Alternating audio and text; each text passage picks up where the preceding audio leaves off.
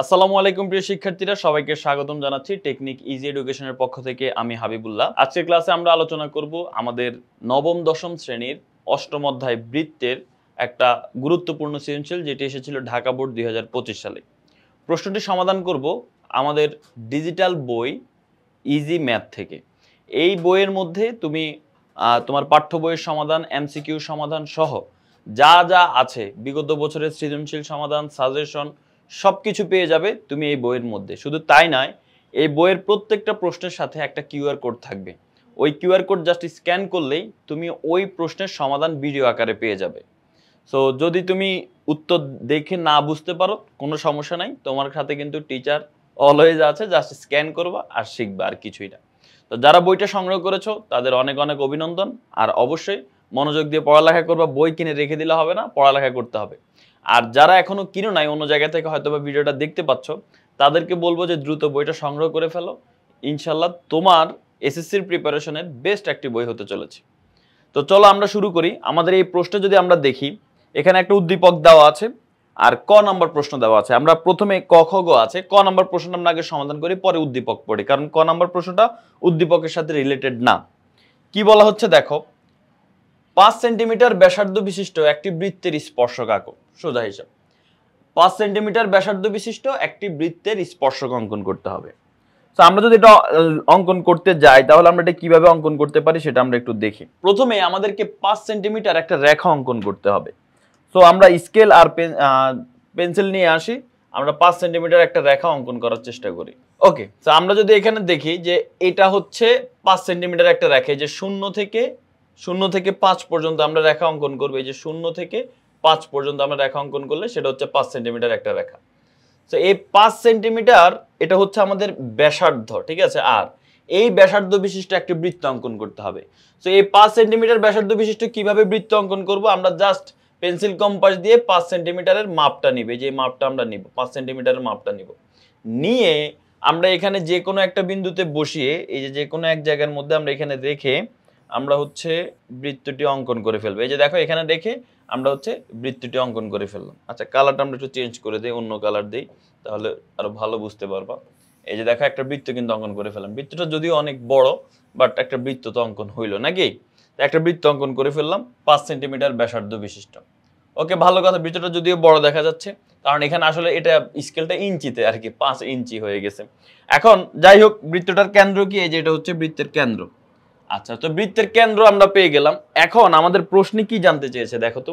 প্রশ্নে বলেছে এই 5 সেন্টিমিটার ব্যাসার্ধ বিশিষ্ট বৃত্ত শুধু অঙ্কন করতে বলে নাই, ওই বৃত্তের একটা স্পর্শক। আমরা বৃত্তটা অঙ্কন করে ফেলছি, এখন জাস্ট স্পর্শক অঙ্কন করব। এখন স্পর্শক কোথায় আঁকে ভাই? স্পর্শক আঁকে তোমার এই বৃত্তের যে পরিধি, লাল অংশ যেটা দেখতে পাচ্ছ, এটা হচ্ছে বৃত্তের পরিধি। এই পরিধির যে কোনো বিন্দুতে স্পর্শক হতে পারে। এখন তোমার ইচ্ছা তুমি কোন বিন্দুতে অঙ্কন করবে। এখন তোমার মনে হলো যে ভাই আমি স্পর্শকটা অঙ্কন করতে চাই এই বিন্দুতে, ঠিক আছে, এই যে এখানে, এটার নাম দিলাম, মনে করো এই বিন্দুই দিলাম, এই বিন্দুতে স্পর্শক অঙ্কন করতে চাই। তাহলে কিভাবে আমি এই বিন্দুতে স্পর্শক অঙ্কন করব? বৃত্তের কেন্দ্রটাকে যদি তুমি ও দিয়ে প্রকাশ করো, ঠিক আছে, বৃত্তের কেন্দ্রটাকে আমরা প্রকাশ করলাম ও দিয়ে। আচ্ছা, এখন তোমার কাজ যেটা হবে সেটা হচ্ছে এই ও এর সাথে এ কে যোগ করে ফেলা, ঠিক আছে। কেন্দ্রের সাথে কি করবা তুমি, এই কেন্দ্র যেটা আছে সেটার সাথে তুমি এ কে যোগ করে ফেলবে। এই যে কেন্দ্র সাথে আমরা এই যে এর সমান করে আমরা এটা হচ্ছে যোগ করে ফেললাম। ওকে, যোগ করার পরে এখন আমরা স্পর্শক আঁকবো। দেখো, স্পর্শক জিনিসটা কি? স্পর্শক হচ্ছে বৃত্তের এমন একটি রেখা যেটা জাস্ট বৃত্তটাকে স্পর্শ করবে। এখন আমি এই বিন্দুতে স্পর্শক আঁকতে চাচ্ছি, এর মানে হচ্ছে আমি এখন এমন একটা স্পর্শক আঁকবো যেটা জাস্ট এই বিন্দুকে স্পর্শ করবে। তবে এখানে একটা জিনিস আছে, সেটা হচ্ছে এই এ বিন্দুর সাথে যখন কেন্দ্র যোগ করব, তাহলে ও এ এটা হয়ে যাবে বৃত্তের ব্যাসার্ধ। কেন? কারণ বৃত্তের ব্যাসার্ধের সংজ্ঞাটাই হচ্ছে কেন্দ্র থেকে পরিধি পর্যন্ত দূরত্ব। দেখো, এটা হচ্ছে কেন্দ্র, কেন্দ্র থেকে পরিধি পর্যন্ত ও এটা হচ্ছে তার দূরত্ব, তার মানে এটা একটা ব্যাসার্ধ। তো আমরা যে বিন্দুতে স্পর্শক আঁকবো সেই বিন্দুতে একটা ব্যাসার্ধ অঙ্কন করে ফেলবো। কেন? কারণ যে স্পর্শকটা হবে সেটা ব্যাসার্ধের সাথে 90 ডিগ্রি কোণে থাকে। মানে এখানে এখন যে স্পর্শকটা হবে সেটাই ব্যাসার্ধের সাথে 90 ডিগ্রি কোণে থাকে। তার মানে আমি যদি এখন এখানে 90 ডিগ্রি কোণ অঙ্কন করি, তাহলে এই বরাবর যে রেখাটা হবে সেটাই স্পর্শক। তাহলে এখন আমি এখানে যে কাজ করব সেটা হচ্ছে এই জায়গায় আমি 90 ডিগ্রি কোণ অঙ্কন করে ফেলবো। তো কিভাবে 90 ডিগ্রি অঙ্কন করতে পারি? দেখো, এতে কেন্দ্র করে আমরা এখানে প্রথমে যে কোনো মাপে একটা বৃত্তচাপ আঁকবো। এবার ঠিক একই মাপে আমি দুইবার কাটবো এখানে, ঠিক আছে? এই যে এখানে কেন্দ্র করে, এই যে এখানে কেন্দ্র করে, এখানে এই যে একবার, তারপর এই যে এখানে কেন্দ্র করে, এই যে এখানে কেন্দ্র করে দ্বিতীয়বার, দুইবার কাটবো একই মাপে, ঠিক আছে? একই মাপে দুইবার কাটলাম। এবার আবার এই উপরের দিকে এখানে একবার কাটবো, আবার দ্বিতীয়বার যেখানে কাটছি সেখানে কেন্দ্র করে আমরা আরেকবার কাটবো, এই যে দুইবার কাটলাম, ঠিক আছে? এবার এই বরাবর একটা স্কেল নিয়ে যোগ করে দাও, একটা স্কেল নিয়ে যোগ করে দেই আমরা। ওকে, এই যে এই বরাবর আমরা জাস্ট এটা যোগ করে দিব। তাইলে এটাই হচ্ছে কি আমাদের, আচ্ছা বরাবর তো বসানো হয় নাই, বরাবরটা বসাই নেই, এই যে এই বরাবর করে এই যে আমরা একটা স্পর্শক অঙ্কন করে ফেললাম, শেষ। তাহলে এটার নাম দিলা তুমি মনে করো যে এপি। তাহলে এপিটাই হচ্ছে আমাদের স্পর্শক। তুমি চাইলে এই এপিটাকে স্কেলটা বড় করে ধরে নিয়ে এই পিছনের দিকে অঙ্কন করতে পারো, সমস্যা নাই। তাহলে দেখো এই বিন্দুতে এই যে এই এপি রেখাটা এসে এই বিন্দুটাকে স্পর্শ করছে, তাহলে এপিটা হচ্ছে কি আমাদের স্পর্শক। তো সহজ হিসাব, কোন বৃত্তের স্পর্শক অঙ্কন করতে হলে পরিধির উপর একটা বিন্দু নিতে হবে, ওই বিন্দুর সাথে কেন্দ্র যোগ করতে হবে, তারপর 90 ডিগ্রি অঙ্কন করলেই যেটা হবে সেটাই হচ্ছে তার স্পর্শক। তো এটাই হচ্ছে আমাদের, এই যে এখানে দেখো যদি খেয়াল করো, এই যে কত, এই যে 5 সেন্টিমিটার নিল, তারপর একটা বৃত্ত আঁকলো, এখানে নিচের বিন্দুতে স্পর্শক আঁকছে, দেখছো এই যে এই বিন্দুতে। তো প্রথমে ও এ যোগ করব, তারপর 90 ডিগ্রি কোণ অঙ্কন করলে যেটা হবে সেটাই হচ্ছে স্পর্শক। এই যে কেন্দ্র বিশিষ্ট 5 সেন্টিমিটার ব্যাসার্ধ বিশিষ্ট বৃত্তে এপি স্পর্শক। আসো এবার খ নম্বরে আসি। খ আর গ দুইটাই উপপাদ্য। খ নম্বরে বলা হচ্ছে যে প্রমাণ করো যে এনপিকিউ আর এনএমকিউ এর যোগফল হচ্ছে 180। এখন এনপিকিউ কি এনএমকিউ কি এটা আমরা একটু বোঝার চেষ্টা করি। দেখো এখানে বলা হচ্ছে সি কেন্দ্র বিশিষ্ট বৃত্তে, তার মানে একটা বৃত্ত হবে যে বৃত্তের কেন্দ্রটা কি, একটা বৃত্ত হবে যে বৃত্তের কেন্দ্রটা হচ্ছে সি। এমএনপিকিউ হচ্ছে একটি চতুর্ভুজ। কি বলছে? এমএনপিকিউ মানে এটার মধ্যে একটা চতুর্ভুজ আছে। এমএনপিকিউ মনে করো এটা হচ্ছে একটা চতুর্ভুজ, এরকম আর কি একটা চতুর্ভুজ আছে এমএনপিকিউ। তো আমরা যদি এটা দেখি, এটা সমাধানটা যদি আমরা দেখি, তাহলে আমরা এখানে দেখতে পাই যে হচ্ছে এই যে দেখো, এই যে সি কেন্দ্র বিশিষ্ট একটা বৃত্ত যেটার মধ্যে একটা চতুর্ভুজ আছে, দেখো এন এম কিউ পি, ঠিক আছে? এন এম কিউ পি, এই যে দেখো এখানে আমাদের বলা হচ্ছে, বা এম এন পি কিউ একই কথা। এই যে দেখো এম এন পি কিউ, এই যে M N P Q, M N P Q, এটা কিন্তু একটা চতুর্ভুজ। আচ্ছা ভালো কথা, চতুর্ভুজ আছে। তো এখন কি করব, আমাদের কাজ কি, তারপরে আর কি বলা আছে আমরা একটু দেখি। তো এই চতুর্ভুজ আছে, ঠিক আছে। এখন বলা হচ্ছে এন কিউ এবং এমপি হচ্ছে কর্ণদ্বয় আর বিন্দুতে 90 ডিগ্রি কোণে ছেদ করে। তো আমাদের খ নাম্বার করতে এটা লাগবে না, এন কিউ এবং এমপি এটা আমাদের লাগবে না। আমাদের লাগবে হচ্ছে এই প্রথম অংশটা শুধু, যে সি কেন্দ্র বিশিষ্ট এম এন পি কিউ চতুর্ভুজটি অন্তর্লিখিত হয়েছে। তো অন্তর্লিখিত আমরা করলাম, এই যে সি কেন্দ্র বিশিষ্ট বৃত্তে এম এন পি কিউ চতুর্ভুজটি অন্তর্লিখিত করলাম। এখন প্রশ্নে আমাদের বলা হচ্ছে যে দুইটা কোণের যোগফল 180 ডিগ্রি হবে। সেই দুইটা কোণ কি? এনপিকিউ এনএমকিউ। এই যে এনপিকিউ মানে এই যে এই কোণটা, আর এনএমকিউ মানে এই কোণটা, এই দুইটা কোণের যোগফল 180 ডিগ্রি, এটা আমাদের প্রমাণ করতে হবে। তোমাদের বইয়ের উপপাদ্য 23 কিন্তু এটাই, ঠিক আছে? যে একটা চতুর্ভুজের বৃত্তে অন্তর্লিখিত চতুর্ভুজের বিপরীত কোণদ্বয়ের সমষ্টি 180 ডিগ্রি, তো এটাই হচ্ছে সেটা, সেই উপপাদ্য। তো যাই হোক, আমরা চিত্রটা অঙ্কন করে ফেললাম। এখন হচ্ছে আমরা এটা প্রমাণে চলে যাই। প্রথমে আমরা লিখবো যে দেওয়া আছে সি কেন্দ্র বিশিষ্ট বৃত্তে এমএনপিকিউ অন্তর্লিখিত এক চতুর্ভুজ। আমাদের প্রমাণ করতে হবে যে এনপিকিউ আর এনএমকিউ, এই যে এনপিকিউ এই যে এই কোণটা প্লাস এনএমকিউ মানে এই কোণটা, এই দুইটা কোণের যোগফল 180 ডিগ্রি, এটা আমাদের প্রমাণ করতে হবে। তো এতটুকু প্রশ্নেই বলা ছিল। এখন অঙ্কনে আমরা প্রমাণ করতে গেলে এটাকে আমাদের আরো কিছু মডিফাই করতে হবে। সেটা হচ্ছে কি, সি আর এন যোগ করব, সি আর কিউ যোগ করব। এই যে সি আর এন এটা যোগ করব, আর সি আর কিউ এটা হচ্ছে আমরা যোগ করব, ঠিক আছে? তো সি এন সি কিউ যোগ করি। আচ্ছা যোগ করে ফেললাম।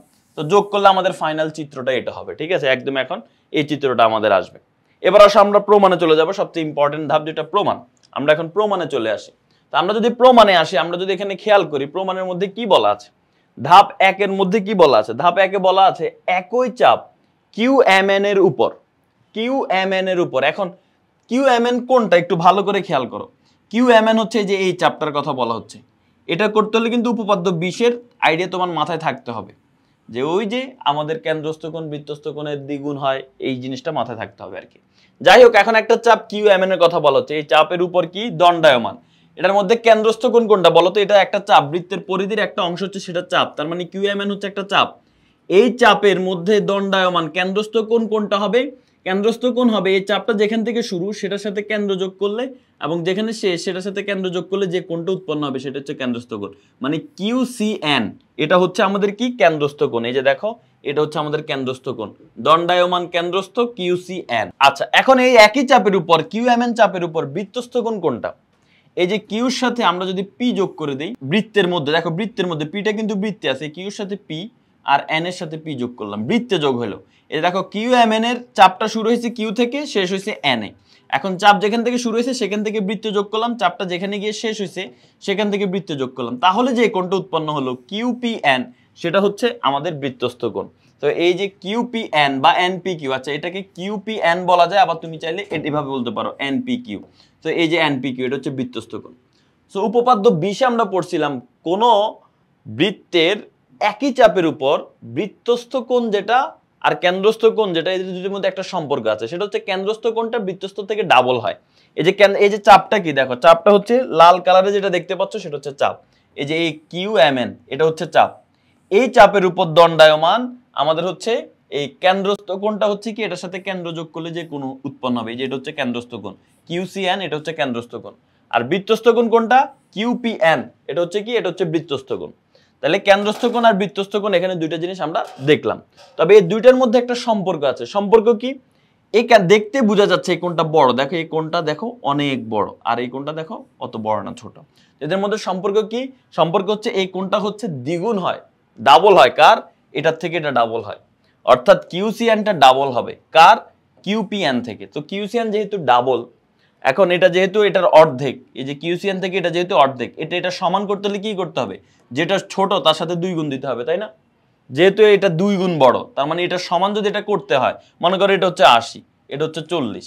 এখন এই দুইটাকে যদি সমান করতে হয় কি করবা তুমি? 40 এর সাথে 2 গুণ করে 80 বানাবা না? এটাই। তো এখন আমরা কি বলবো? আমরা বলবো যে QCN, এই কেন্দ্রস্থ কোণ QCN সমান 2 ইনটু বৃত্তস্থ কোণ QPN। এই যে দেখো QCN সমান 2 ইনটু বৃত্তস্থ কোণ QPN বা NPQ।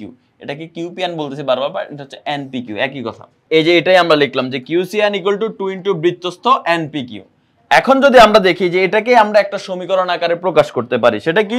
সেটা হচ্ছে QCN সমান 2 NPQ। আমরা কিন্তু এই সমীকরণটা এখানে লিখে ফেলতে পারি। এই যে QCN এর জায়গায় QCN লিখে ফেলবো, আর 2 NPQ এর জায়গায় এই যে 2 NPQ বৃত্তস্থটা আপাতত এখানে লিখলাম না, যেহেতু সমীকরণ আকারে লিখতেছি 2 ইনটু NPQ লিখে ফেলবো। এটা হচ্ছে 1 নম্বর সমীকরণ আমাদের। তো আমরা একটা সমীকরণ এখানে পেয়ে গেলাম, এবার আমরা দ্বিতীয় সমীকরণে যাব। সো 2 নং সমীকরণ যদি আমরা যাই তাহলে সেখানে কি আছে সেখানে আমরা দেখি। এখানে আমরা আরেকটা চাপের হিসাব করব। তো একটা চাপের হিসাব গেল, আমরা আপাতত ওই চাপের হিসাব থেকে বের হই। এখন দেখো আবার আরেকটা চাপের কথা বলতেছে, একই চাপ QPN এর উপর। QPN কোনটা? এই যে দেখো QPN, এই যে এই চাপটার কথা বলা হচ্ছে, যে QPN এই চাপটার কথা দেখছো, চাপটা কোনটা? এই যে QPN, এই চাপের কথা বলা হচ্ছে QPN এর উপর। এখন বলো তো এখানে বৃত্তস্থ কোণ কোনটা হবে? এই যে QPN চাপটা দেখতে পাচ্ছ, এই QPN চাপের উপর কেন্দ্রস্থ কোণ কোনটা হবে? দেখো এই কিউ এর সাথে যদি আমরা সি যোগ করি, কেন্দ্র যোগ করবো, এই দেখো কিউ এর সাথে আমাদের এই যে এটাকে অন্য কালারে দেখাই, এই যে আমাদের চাপটা হচ্ছে কি QPN, এই চাপ। এখন আমরা যদি এই চাপটার এই যে শুরু থেকে কেন্দ্রে যোগ করি, যে চাপটা শুরু হয়েছে এখান থেকে, এটার সাথে যদি কেন্দ্র যোগ করি সিতে, আর এটার সাথে যদি কেন্দ্র যোগ করি, তাহলে যে কোণটা হবে, এখন তুমি বলতে পারো ভাই কোণ নিচেরটা হবে, না না, যেটা চাপ তার দিকে ফিরানো কোণটা হবে। তার দিকে ফিরানো কে আছে? তার দিকে ফিরানো কোণ হচ্ছে এই যে এটা, আমাদের চাপটা হচ্ছে লাল, লাল কালার যেটা ওটা হচ্ছে আমাদের চাপ। তাহলে ওই দিকে ফিরানো কে আছে? ওই দিকে ফিরানো হচ্ছে এই উপরের কোণটা। তার মানে আমাদের বৃত্ত কেন্দ্রস্থ কোণ, এটা যেহেতু কেন্দ্রে যোগ করছি আমরা, তাহলে আমাদের এখন এই QPN চাপের জন্য কেন্দ্রস্থ কোণের নাম হচ্ছে QCN। কিন্তু QCN কোণ তো ভাই নিচেরটাও হয়, নিচের কোণটার নাম হতো QCN, উপরের কোণের নাম হচ্ছে QCN। তাহলে কে হইলো? না হইলো না। এই জন্য আমরা নিচের কোণটাকে QCN বলবো, ঠিক আছে, কিন্তু উপরের কোণটাকে আমরা বলবো প্রবৃদ্ধ QCN। কি বলবো? প্রবৃদ্ধ QCN। কেন প্রবৃদ্ধ বলা হচ্ছে? কারণ যে কোণের মান 180 থেকে বড়, এই যে দেখো এই কোণটা কিন্তু 180 ডিগ্রি থেকেও বড়। 180 হয় এরকম একটা রেখার, এই যে এতটুক পর্যন্ত 180 হয়, দেখো এটা কিন্তু 180 হলে এতটুক হইতো, এই যে রেখাটা সোজা টানলে এতটুক হইতো, বাট এটা এখন বেশি হয়ে গেছে, তার মানে এটাও 180 থেকে বড়। এই জন্য এই কেন্দ্রস্থ কোণটার নাম বলবো প্রবৃদ্ধ QCN। আর নিচের কোণটা যখন বলি তখন শুধু QCN বললেই হয়। তো এখন দেখো এখানে বলা হচ্ছে এই QPN চাপের উপর প্রবৃদ্ধ কেন্দ্রস্থ, দেখছো এই কেন্দ্রস্থ কোণটার নাম প্রবৃদ্ধ। সো প্রবৃদ্ধ কেন্দ্রস্থ QCN, এটা সমান কি হবে? বৃত্তস্থ কোণ কোনটা বলো তো? এই লাল চাপটার উপরে বৃত্তস্থ কোণ কোনটা? এই লাল চাপটা যেখান থেকে শুরু হয়েছে সেখান থেকে বৃত্ত যোগ করো, আর লাল চাপটা যেখানে শেষ হয়েছে সেখান থেকে বৃত্ত যোগ করো, তাহলে এখানে যে কোণটা উৎপন্ন হয়েছে সেটা হচ্ছে বৃত্তস্থ কোণ। মানে এম এন বা এন এম কিউ, এটা হচ্ছে আমাদের কি, এই যে এন এম কিউ, এটা হচ্ছে আমাদের বৃত্তস্থ কোণ। তাহলে কেন্দ্রস্থ কোণ হচ্ছে কিউসিএন, প্রবৃদ্ধ কিউসিএন, আর কেন্দ্রস্থ কোণের নাম, বৃত্তস্থ কোণের নাম হচ্ছে এন এম কিউ। তো এখন আমরা জানি এটা ছোট হয়, এটা বড় হয়, তাহলে ছোটটার সাথে কত গুণ দিতে হয়, 2 গুণ দিলে দুইটা সমান হয়। তার মানে এখন আমরা বলবো প্রবৃদ্ধ কিউসিএন সমান হচ্ছে 2 ইন্টু বৃত্তস্থ এন এম কিউ। এই যে দেখো, প্রবৃদ্ধ কিউসিএন সমান 2 ইন্টু বৃত্তস্থ এম এন কিউ।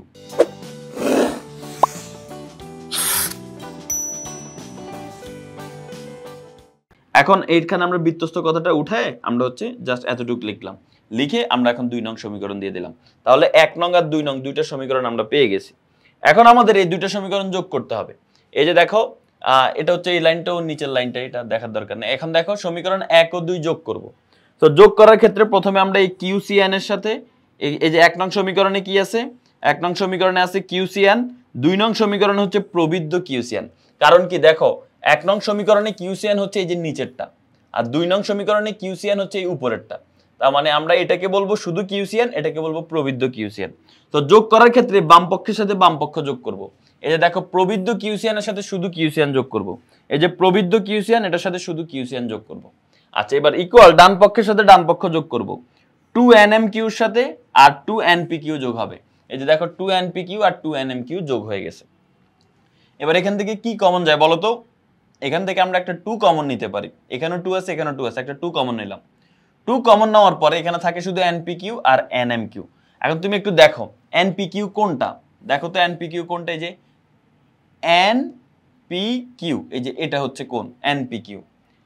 আর আরেকটা হচ্ছে কি nmq, এই যে এটা হচ্ছে কি, এটা হচ্ছে আমাদের nmq।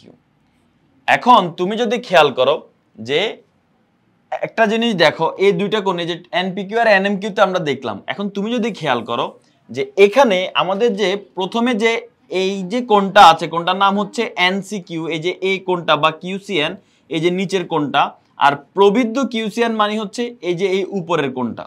এখন এই নিচের কোণ আর উপরের কোণ, এই দুইটা কোণ যদি আমরা যোগ করি তাহলে কি হয় দেখো, একটা বৃত্ত হয়ে যাচ্ছে। এখানে টোটাল কোণের মান হচ্ছে 360 ডিগ্রি। কেন? কারণ কোনো একটা বিন্দুতে পুরা কোণটার মান হচ্ছে 360। তুমি দেখো এটার দিকে যদি খেয়াল করো, এতটুকু হচ্ছে 180, নিচে হচ্ছে আরো 180, তাহলে টোটাল কত হয় 360। তাহলে এই যে যে দেখো যে উপরের কোণটা যেটার নাম হচ্ছে এনসিকিউ, নিচের কোণটা সেটার নাম এনসিকিউ, উপরটা হচ্ছে প্রবৃদ্ধ এনসিকিউ, নিচেরটা শুধু এনসিকিউ, দুইটা কোণ যোগ করলে 360 ডিগ্রি হবে। তার মানে এখানে আমরা লিখে দিব যে এই যে দেখো এনসিকিউ আর এনসিকিউ বা কিউসিএন আর কিউসিএন, একটা হচ্ছে প্রবৃদ্ধ কিউসিএন, একটা হচ্ছে শুধু কিউসিএন, এই দুইটাকে যোগ করলে হয় 360 ডিগ্রি। ওকে, লিখলাম। এটাকে তুমি সাইড নোট হিসাবে মনে রাখতে পারো। এবার যদি খেয়াল করো, এটা যদি 360 হয় তাহলে আমরা উপরের লাইনে কি পাইছি? উপরের লাইনে আমরা পাইলাম, এই যে এটাকে অন্য কালার দেখাচ্ছি, দেখো উপরের লাইনে আমরা যেটা পেয়েছি সেটা হচ্ছে এই যে এটা পাইলাম আমরা, এই যে কি পাইছি যে হচ্ছে প্রবৃদ্ধ কিউসিএন প্লাস কিউসিএন সমান 2 ইন্টু npq প্লাস nmq। তো এখন আমরা অলরেডি এখানে বললাম যে হচ্ছে প্রবৃদ্ধ কিউসিএন আর প্লাস কিউসিএন, এটার মান হচ্ছে কি, এটার মান হচ্ছে 360 ডিগ্রি। তাহলে এখন কি আমরা বলতে পারি না যে 2 ইন্টু npq প্লাস nmq, এটার মান এটা না বলে ডাইরেক্ট 360 বলতে পারি। তো এই জন্য আমরা এখানে পরের লাইনে যে 2 ইন্টু npq প্লাস nmq, ঠিক আছে, এই যে npq আর আরেকটা হচ্ছে কি nmq, এটা হচ্ছে q, ঠিক আছে, npq আর nmq, এই দুইটা কোণ মিলে কত হবে? এই দুইটা কোণ মিলে 360 হবে। কেন? কারণ প্রবৃদ্ধ কিউসিএন আর শুধু, বারবার বলতেছি, এই যে প্রবৃদ্ধ কিউসিএন আর শুধু কিউসিএন, এই দুটো যোগ করলে 360 হয়। তার মানে এই দুইটা কোণ যোগ করলে যেহেতু 360 হয়, তার মানে 2 ইন্টু npq nmq এর মান 360। তার মানে এটাকে আমরা এখন বলতে পারি এটা সমান 360। এই যে দেখো, এটা সমান 360। এখন 2 গুণ আকারে আছে, 2 যদি ওই পাশে যায় কি হয়ে যাবে? 2 ওই পাশে গেলে ভাগ হয়ে যাবে। তো 2 কে এখন আমরা ওই পাশে পাঠিয়ে দিব, 2 ওই পাশে গেলে ভাগ হয়ে যাবে। তো 360 কে 2 দিয়ে ভাগ করলে 180 হয়। তার মানে npq প্লাস nmq, এটার মান 180। আমাদের কিন্তু এটাই প্রমাণ করতে বলছে, npq প্লাস nmq এটার মান হবে কত? এটার মান হবে 180। এটা আমাদের প্রমাণ করতে বলছে, আমরা কিন্তু প্রমাণ করে ফেললাম। তো আমাদের প্রমাণ হয়ে গেল, প্রমাণিত। সো এটা আমাদের উপপাদ্য 23 এর মতো। তো আশা করি তোমরা বুঝতে পেরেছো এটা কিভাবে সমাধান করতে হয়। সহজ উপপাদ্য অনেক সময় নিয়ে বুঝিয়েছি, যেন তোমাদের কোনো যে উপপাদ্য হয়তো বা 23 নম্বর কখনো পড়েও নাই, তার কিন্তু এই উপপাদ্য 23 পড়া হয়ে গেছে। আবার এই যে উপপাদ্য 20 এর জন্য যে সমীকরণ, সেটাও কিন্তু আমি অনেক সময় নিয়ে ভেঙে ভেঙে বোঝানোর চেষ্টা করেছি। তো আশা করি তোমরা সবাই ভালোভাবে বুঝতে পেরেছো। খুবই গুরুত্বপূর্ণ একটা উপপাদ্য ছিল। আমাদের খ নাম্বার প্রশ্নটা শেষ হয়ে গেল। এখন আসো আমরা আমাদের গ নাম্বার প্রশ্নটা সমাধান করি। গ নাম্বার প্রশ্নে আমাদেরকে বলেছে যে প্রমাণ করো যে এনসিএম প্লাস পিসিকিউ এই দুইটা কোণের মান 2 সমকোণ। 2 সমকোণ মানে কি 180। এখন এখানে আমরা যদি খেয়াল করি আমাদের উদ্দীপকে যে কথাগুলো বলা ছিল এগুলো নিয়ে কিন্তু আমরা ক্ষয়ের চিত্র আঁকি না সম্পূর্ণ নিয়ে।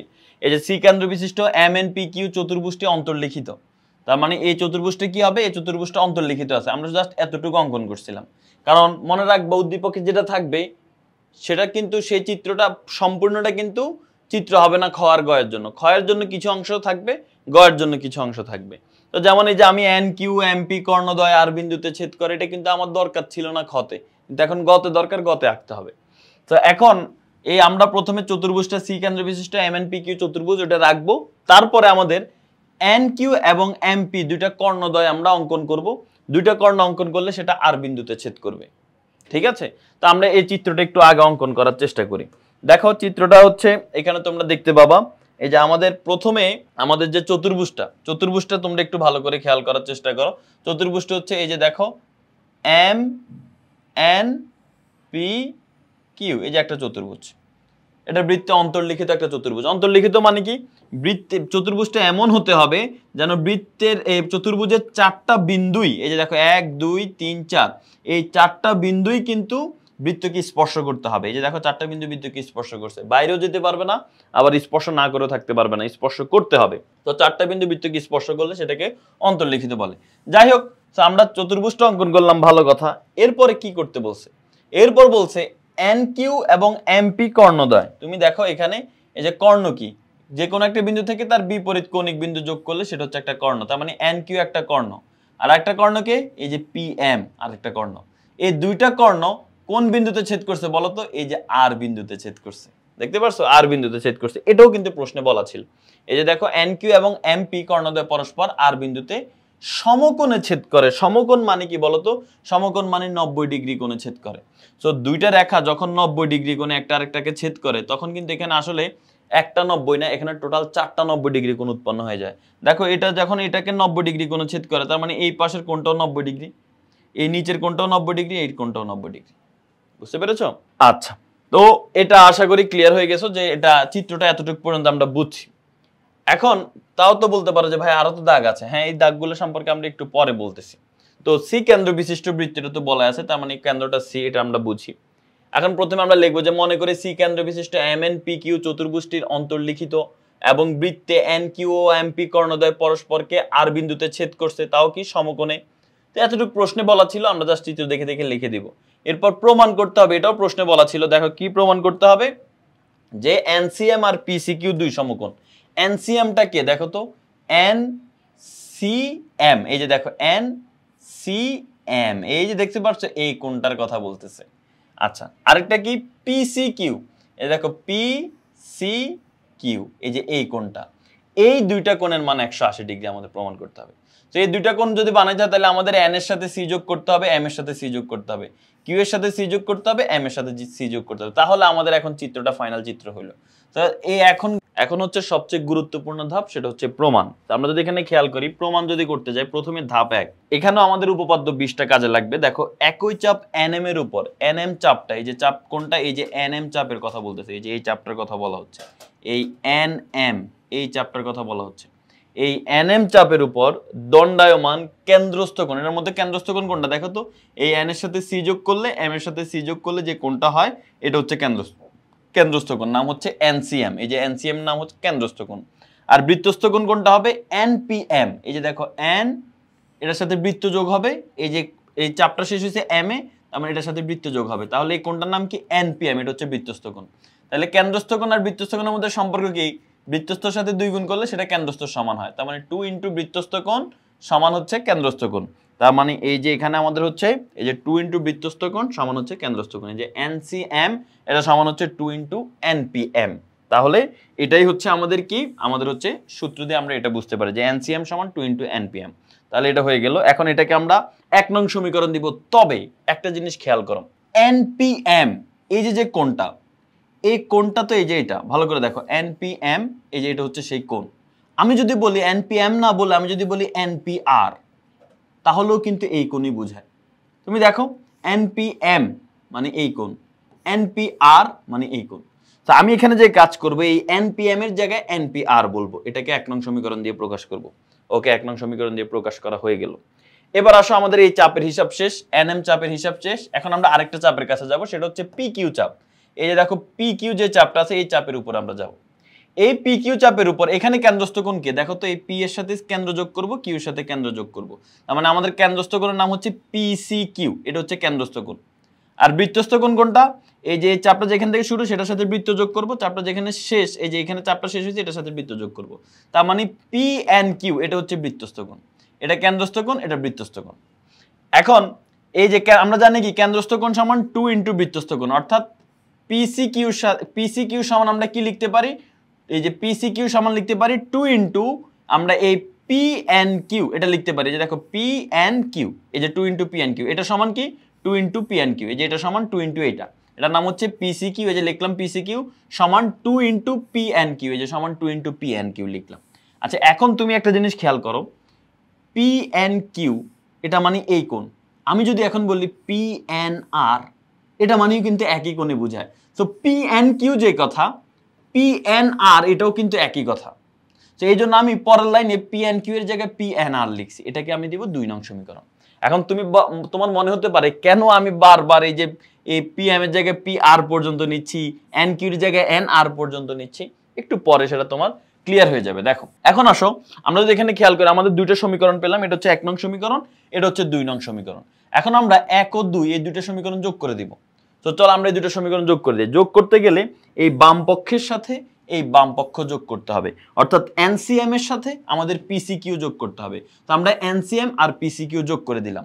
এবার ডান পক্ষের সাথে ডান পক্ষ 2NPR এর সাথে 2NPNR যোগ করতে হবে। সো 2NPR এর সাথে 2PNR যোগ করে ফেললাম, 2NPR এর সাথে 2PNR যোগ করে ফেললাম।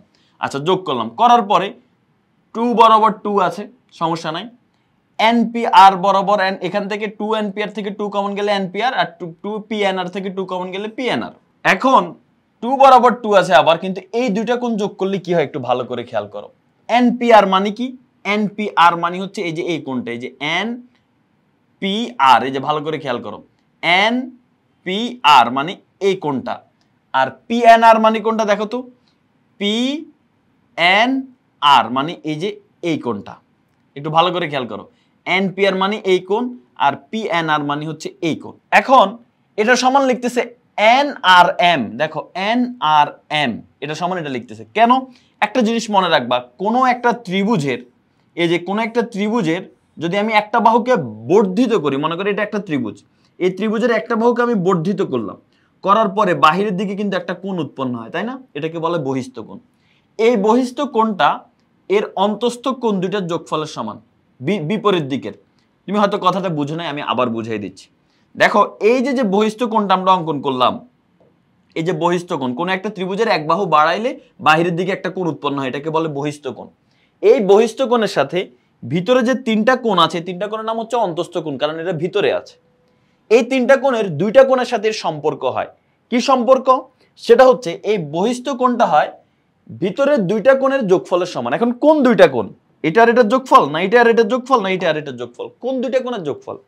এখানে যোগফল হবে এই কোণটা, বহিস্থ কোণটার সাথে যে কোণ আছে তাকে নিবে না, বিপরীত দিকে যে কোণ আছে, যে এই কোণটা আর এই কোণটা, বিপরীত দিকে কোণটার সাথে যেটা আছে সেটাকে নিবে না, বিপরীত দিকে যে দুইটা কোণ আছে তাদের দুইটাকে যোগ করলে যেটা হবে সেটা হচ্ছে এই বহিস্থ কোণের সমান হয়।